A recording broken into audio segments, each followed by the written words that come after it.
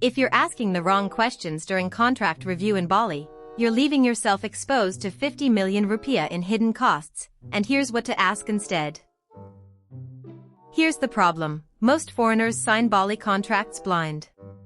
They miss the loopholes that cost them everything.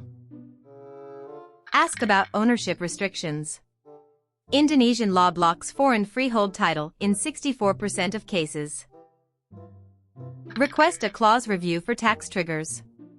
Hidden clauses can add 7.5 million rupiah in surprise fees. You're about to commit to a Bali property deal, business lease, or investment contract worth millions of rupiah. A Thai entrepreneur signs a beachfront villa purchase agreement without asking one critical question: who actually owns the land legally? 3 months later, the developer disappears. She's 2 billion rupiah down with zero recourse because she never asked about the notary's credentials or the land certificate status. Here's why the Bali lawyer exists: to catch exactly these mistakes before your money moves. Most people fail here.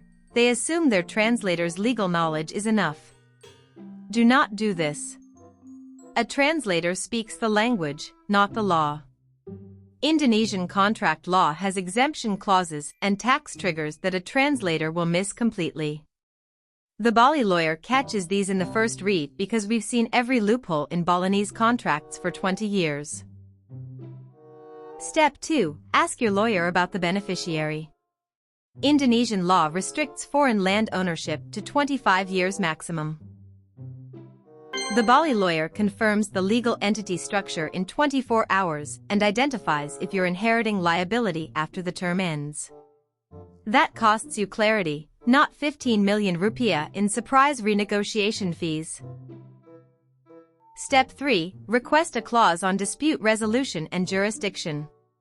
This is important. If you're a foreigner signing in Bali, Indonesian courts may favor local entities. The Bali lawyer rewrites this clause to include international arbitration or mediation, protecting your assets across 48 hours of review. Here's the problem: before the Bali lawyer review, your contract looks like a standard agreement. After, you've identified 3 clauses that would cost you 120 million rupiah in hidden taxes, labor liability, and renegotiation disputes. Same contract. Different outcome.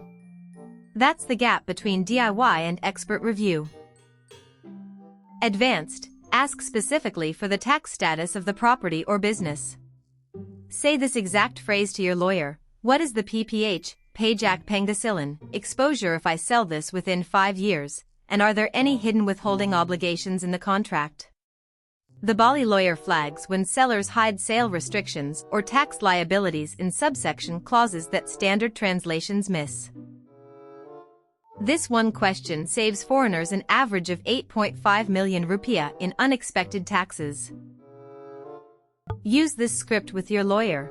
Can you confirm the legal entity that holds the asset, verify the notary's credentials with the Indonesian Bar Association, and specify the exact tax withholding clauses that apply if I exit or sell? Then ask, what happens if I breach this contract, and which Indonesian court has jurisdiction? Ask about ownership restrictions and legal entity structure. Confirm notary credentials and tax withholding obligations. The Bali lawyer reviews Bali contracts in 24 hours, saving you 50 plus rupiah in hidden costs.